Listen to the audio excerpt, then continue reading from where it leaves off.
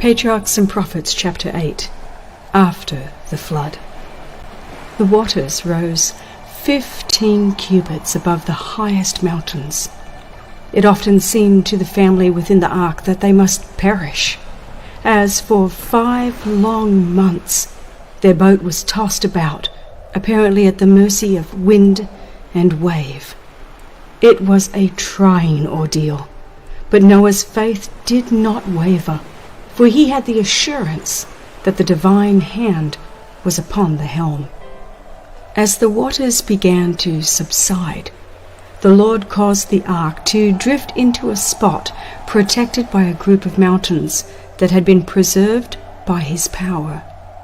These mountains were but a little distance apart, and the ark moved about in this quiet haven and was no longer driven upon the boundless ocean.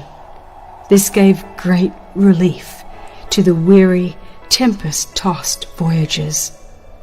Noah and his family anxiously waited for the decrease of the waters, for they longed to go forth again upon the earth. 40 days after the tops of the mountains became visible, they sent out a raven, a bird of quick scent, to discover whether the earth had become dry. This bird, finding nothing but water, continued to fly to and from the ark. 7 days later a dove was sent forth, which, finding no footing, returned to the ark. Noah waited 7 days longer, and again sent forth the dove. When she returned at evening with an olive leaf in her mouth, there was great rejoicing. Later, Noah removed the covering of the ark and looked, and behold, the face of the ground was dry. Still, he waited patiently within the ark. As he had entered at God's command, he waited for special direction to depart. At last, an angel descended from heaven, opened the massive door, and bade the patriarch and his household go forth upon the earth and take with them every living thing. In the joy of their release, Noah did not forget him by whose gracious care they had been preserved. His first act after leaving the ark was to build an altar and offer from every kind of clean beast and fowl a sacrifice, thus manifesting his gratitude to God for deliverance and his faith in Christ, the great sacrifice.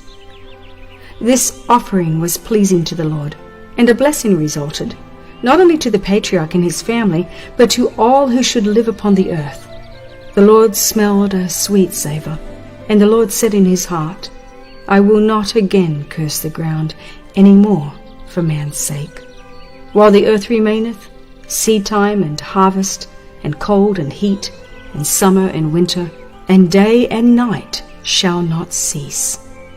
Here was a lesson for all succeeding generations. Noah had come forth upon a desolate earth, but before preparing a house for himself, he built an altar to God. His stock of cattle was small and had been preserved at great expense, yet he cheerfully gave a part to the Lord as an acknowledgement that all was his. In like manner, it should be our first care to render our free will offerings to God. Every manifestation of his mercy and love toward us should be gratefully acknowledged, both by acts of devotion and by gifts to his cause. Lest the gathering clouds and falling rain should fill men with constant terror from fear of another flood, the Lord encouraged the family of Noah by a promise. I will establish my covenant with you, neither shall there any more be a flood to destroy the earth. I do set my bow in the cloud, and it shall be for a token of a covenant between me and the earth. And it shall come to pass, when I bring a cloud over the earth, that the bow shall be seen in the cloud, and I will look upon it, that I may remember the everlasting covenant between God and every living creature. How great the condescension of God, and his compassion for his erring creatures in thus placing the beautiful rainbow in the clouds as a token of his covenant with men. The Lord declares that when he looks upon the bow, he will remember his covenant. This does not imply that he would ever forget, but he speaks to us in our own language, that we may better understand him. It was God's purpose that as the children of after generations should ask the meaning of the glorious ark, which spans the heavens, their parents should repeat the story of the flood and tell them that the Most High had bended the bow and placed it in the clouds as an assurance that the waters should never again overflow the earth. Thus, from generation to generation, it would testify of divine love to man and would strengthen his confidence in God.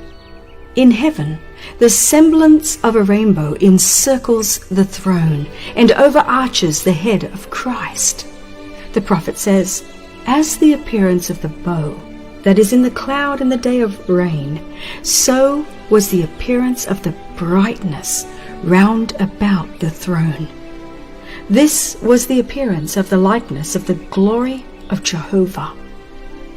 The Revelator declares, "Behold, a throne was set in heaven, and one sat on the throne. There was a rainbow round about the throne, in sight like unto emerald."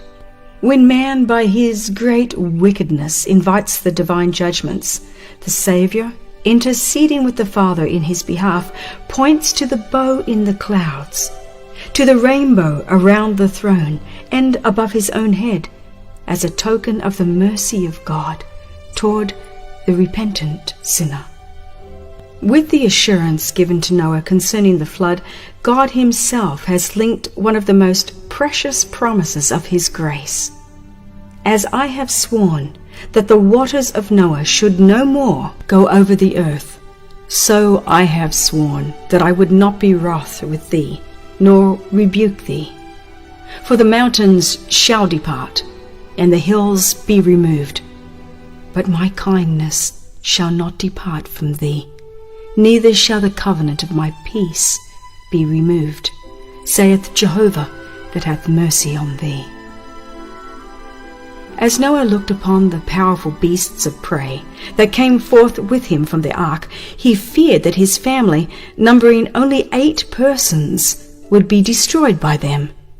But the Lord sent an angel to his servant with the assuring message, "The fear of you and the dread of you shall be upon every beast of the earth, and upon every fowl of the air, upon all that moveth upon the earth, and upon all the fishes of the sea.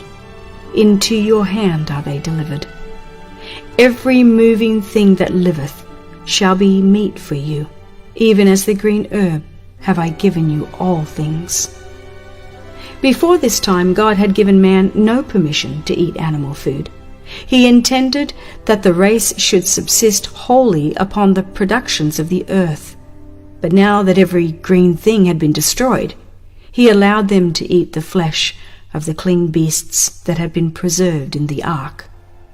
The entire surface of the earth was changed at the flood. A third dreadful curse rested upon it in consequence of sin.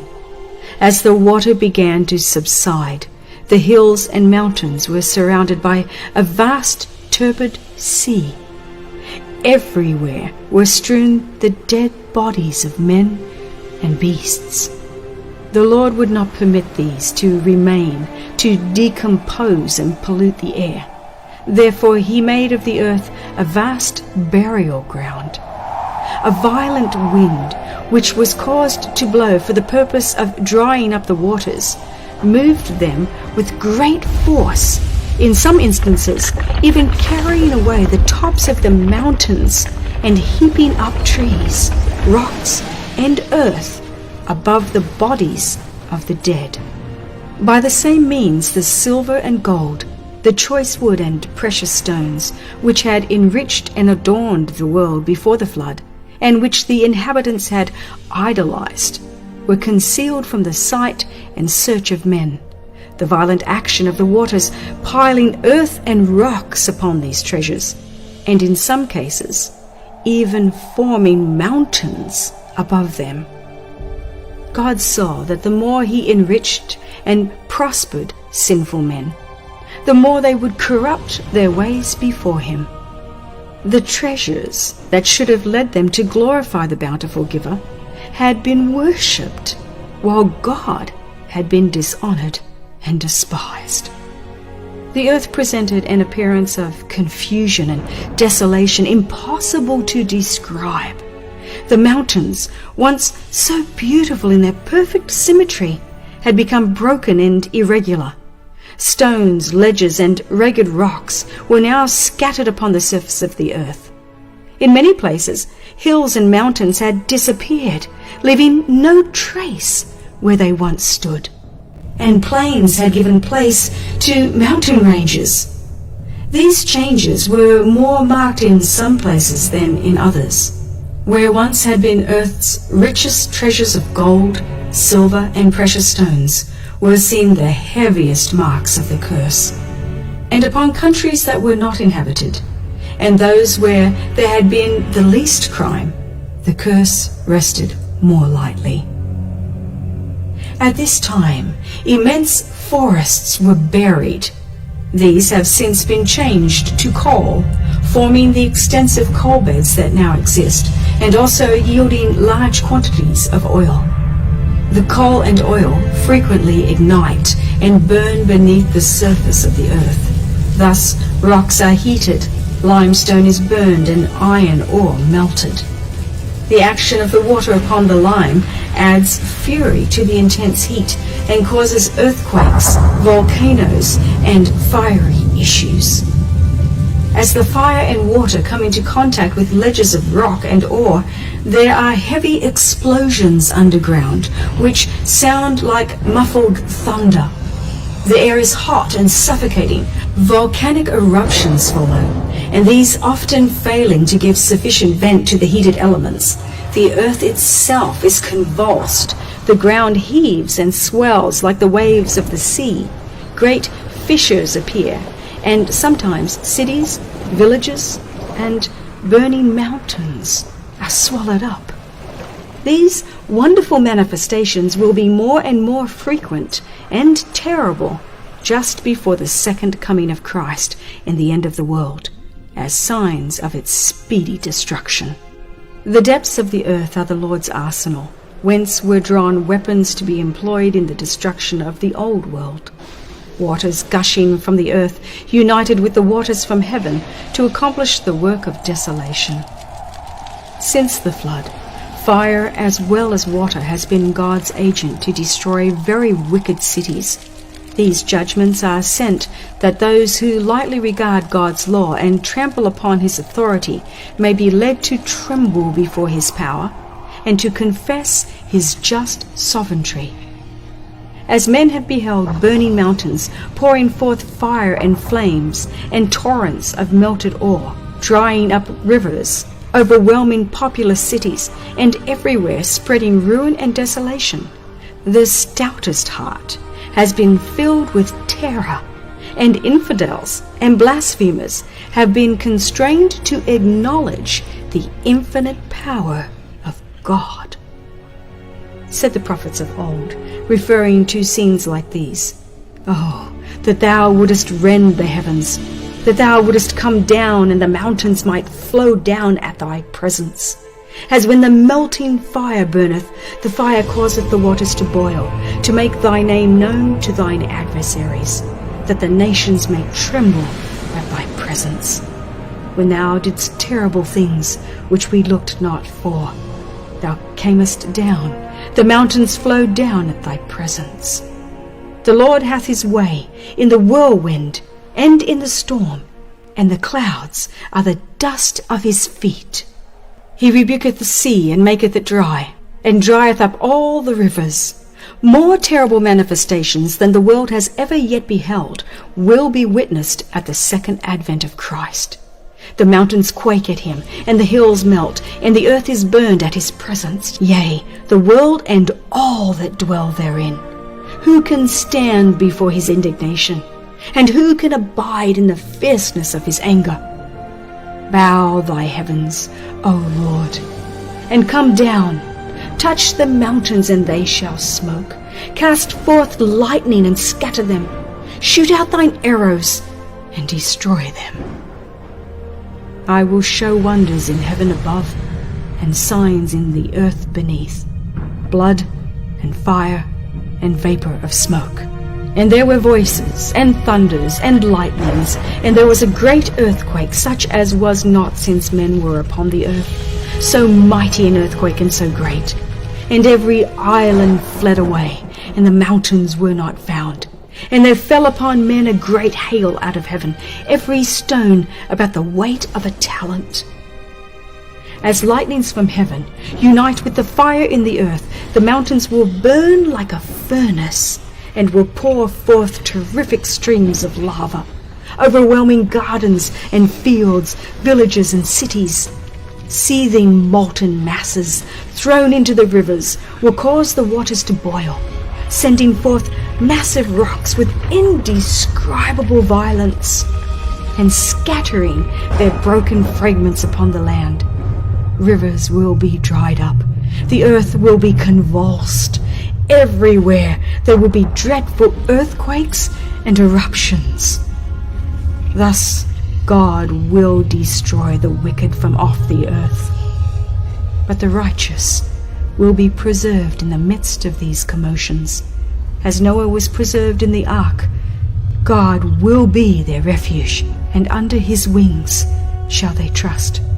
Says the psalmist, because thou hast made the Lord, which is my refuge, even the Most High, thy habitation, there shall no evil befall thee. In the time of trouble he shall hide me in his pavilion. In the secret of his tabernacle shall he hide me.